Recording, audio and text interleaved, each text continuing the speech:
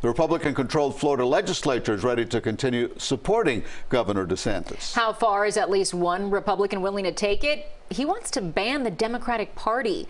CBS 4's Gabrielle Arzola is live in the studio tonight to explain. Gabby?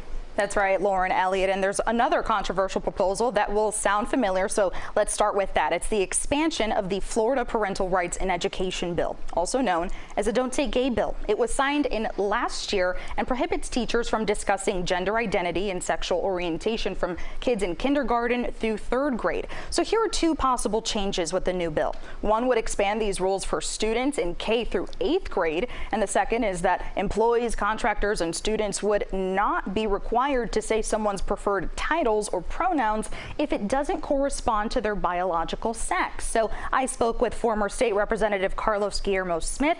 He says politics has no business in the classroom.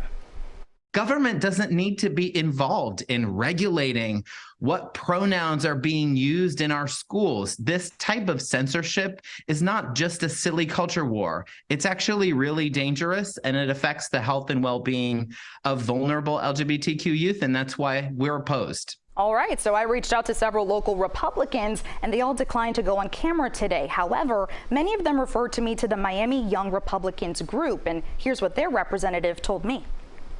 We as the Miami Republicans believe that any pronoun topics or LGBT or queer topics should be conversations between the parents and the students. We don't want that in public school systems where it's taxpayer funded. So we support the expansion of the bill. All right, so now one of the more shocking bills filed was that Senate Bill 1248 called the Ultimate Cancel Act. If passed, it could essentially eliminate the Democratic Party. The bill states to immediately cancel the filings of a political party if the party's platform has previously advocated or been in support of slavery or involuntary servitude. And we know Southern Democrats advocated for slavery during the Civil War. And in a statement, Senator Blaise Ingoglia, who filed the bill, writes, quote, "For years now, leftist activists have been trying to cancel people and companies for things they have said or done in the past. This includes the removal of statues and memorials and the renaming of buildings. Using this standard, it would be hypocritical to not cancel the Democrat Party itself for the same reasons." So, if this passes, the Democratic Party would be abolished. Registered Democratic voters would automatically become non-party affiliated voters. And Congresswoman Debbie Wasserman Schultz says this is what tyrants do.